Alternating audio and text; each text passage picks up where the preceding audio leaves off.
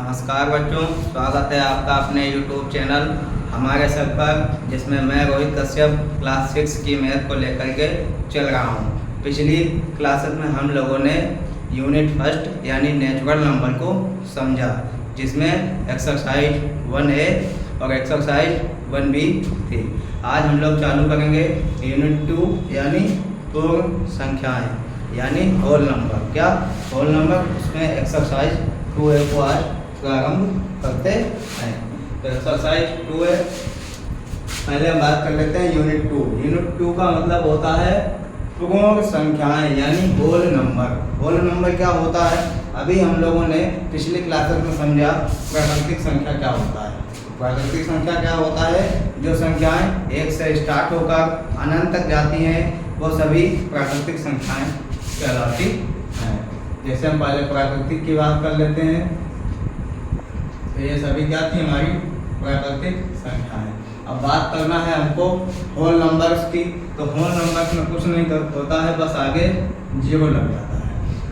अगर जीरो नहीं लगाओगे तो प्राकृतिक संख्या है, अगर जीरो लगा देंगे तो होल नंबर बन जाएंगे। बस यही छोटी सी बात है कि होल नंबर क्या होता है? जीरो से स्टार्ट होती है, अनंत तक जाती हैं, वो सभी होल नंबर कहलाते हैं।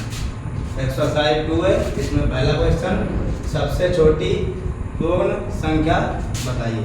आपके सामने है, जहाँ से स्टार्ट होता है वो सबसे छोटा होता है। तो सबसे छोटी पूर्ण संख्या क्या है आपके पास? सबसे छोटी पूर्ण संख्या है आपके पास जीरो। आंसर हमारा जीरो हो जाएगा। आगे बात कर लेते हैं क्वेश्चन नंबर 2। संख्या रेखा पर निम्नलिखित पूर्ण संख्याओं को प्रदर्शित कीजिए। संख्या रेखा हम लोग पिछली क्लासेस में समझ चुके हैं, तो संख्या रेखा को बना लेते हैं हम लोग। और उसमें क्या करना है? पूर्ण संख्याओं को दर्शाना है। तो पूर्ण संख्याएं कितनी है? आगे बिंदु रख लेते हैं। जितनी भी पूर्ण संख्या है उस पर दर्शा देंगे। पहले हमारे पास जीरो है, फिर 1 है, फिर 2, फिर 3, फिर 4, फिर 5, फिर 6, एक बिंदु 7। यही हमारा क्या हो जाएगा? आंसर। ठीक है। Question number 2।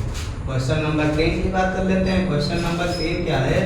3 क्रमागत पूर्ण संख्याओं में पहली और तीसरी का योगफल 28 है। संख्याएं ज्ञात करना है। यानी उसने कहा सबसे पहले बात हम ये समझेंगे कि क्रमागत का मतलब क्या होता है? लाइन से एक फिर एक फिर एक, क्रम बाई क्रम, यानी एक नियम के अनुसार। अब कितनी संख्याएं दी हैं? 3। तो 3 संख्या हैं, पहली, दूसरी और तीसरी। उसने कहा 3 क्रमागत पूर्ण संख्याओं में पहली और तीसरी का योगफल 28 है। संख्याएं ज्ञात कीजिए। जब आपको 3 संख्याएं क्वेश्चन में ज्ञात करना हो तो आपको सबसे पहले बीच वाली संख्या पता होनी चाहिए। जैसे पहले, दूसरी और तीसरी। अगर आपको बीच वाली संख्या पता चल जाए, जैसे बीच वाली संख्या 5 है, तो इधर वाली संख्या और उधर वाली संख्या इसके आसपास ही होती है। जैसे 5 के पहले क्या आता है? 4, 5 के बाद में क्या आता है? 6। अगर आपको बीच वाली संख्या का ज्ञान है तो पहली और तीसरी आसानी से निकल जाएगी। अब बात कर लेते हैं 3 क्रमागत पूर्ण संख्याओं में पहली और तीसरी का योगफल कितना है? 28। अगर पहली और तीसरी संख्या का योगफल 28 दिया है और आपको दूसरी संख्या ज्ञात करना है, तो क्या करेंगे? जो भी पहली और तीसरी संख्या का योगफल दिया है उसका आधा कर देंगे। क्या कर देंगे? आधा। और आधा करने के लिए 2 से भाग देना पड़ता है। तो 2 से भाग देंगे इसको। 2 एकम 2, 2 चक्कू 8। ये जो भागफल आता है यही हमारी बीच वाली संख्या होती है। तो ये बीच वाली संख्या पहली निकालनी है तो -1, तीसरी निकालनी है तो +1। ये हमारे पास 3 क्रमागत पूर्ण संख्याएं आ चुकी हैं। बात कर लेते हैं क्वेश्चन नंबर 4 की। क्वेश्चन नंबर 4, यदि 3 क्रमागत पूर्ण संख्याओं में मध्य की संख्या 39 हो, मध्य यानी बीच वाली, तो तीनों संख्याएं ज्ञात करना है। क्या है क्वेश्चन?